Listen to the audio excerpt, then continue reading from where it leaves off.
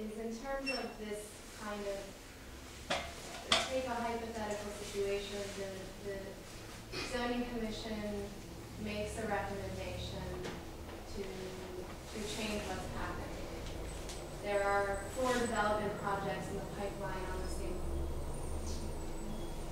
block, well, 3 on the same block, 1 on the same, in the same 2 blocks. And this is a reality, actually, in the situation.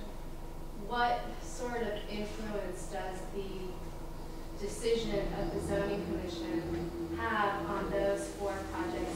They're not in the PUD process concurrently with this. They are in the wings of this.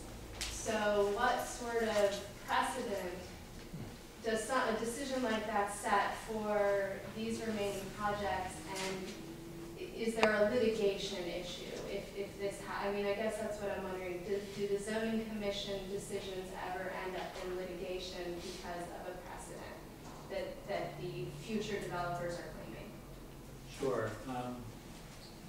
There's kind of 2 aspects to the answer to that, and kind of the high-level answer is that each PUD, just like every case before the zoning commission, is evaluated on its own merits. So they don't really look to whether or not they approved other PUDs in terms of whether or not they should approve this PUD. They look to whether or not the language is in the language and the mapping and all that kind of stuff is in the comprehensive plan. That's what they look to. Now, it could be that the same factors that, if they're that close, that would warrant approval or denial of one would be the same for this other project. There is a bit of a broader answer to this, of course, and that's that there is this issue of contextuality that always comes up as part of any discretionary approval process. Now, one of the questions the zoning commission is going to ask is this project in context with its neighborhood? Obviously, once a PUD is built, that becomes part of the context. And I think that's probably where you were getting. It wouldn't be enough to get an automatic approval by any stretch in front of the zoning commission, but the zoning commission obviously would take all of the context into consideration, including past projects that may be approved.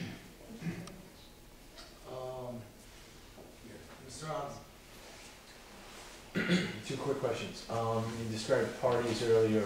Organization, can you define what an organization is? Is it 501c3? Is it somebody registered with DCRA? Is it an ad hoc group of citizens? It's typically not an ad hoc group of citizens, and it's typically not somebody who's registered with DCRA. It often is a 501c3, but I don't think necessarily, I don't have a good answer for you on this one. This is just not something we deal with. It's a great question for the Office of Zoning, and their contact information is on the back of the handout I gave out, and they'll be able to tell you that. Yeah, we've certainly had lots of cases of PUDs where neighborhoods or neighbors have organized for the purpose of being a party, and that's fine. I see. Yeah, I don't think you have to be like a 501c3 or anything, but to be recognized as a party. If the zoning commission questions it, they may ask you what your membership criteria are, how often you meet, you know, that kind of stuff. And the other question is, in terms of language in the comprehensive plan, when you hear the terms encouraging small-scale business, what does that mean to you?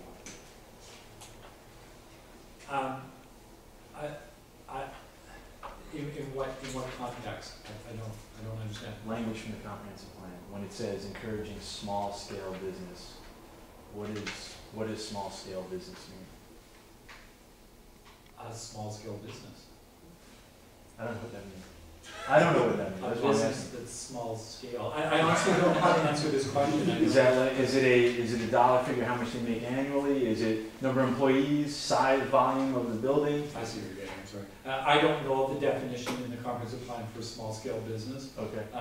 I think that certainly one of the things that the zoning commission does look at is if there is going to be retail or other businesses, offices associated with an application, what kind of use is that going to be?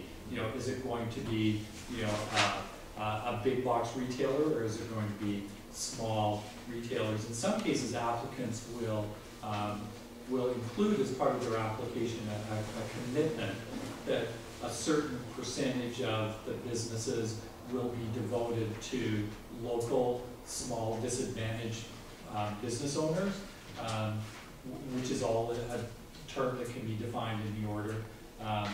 But I don't know of any definition. We're getting close to 9:15. We're going to take 2 more questions from the audience. One quick check back in to give the commissioners, and then we're going to wrap up. Go ahead.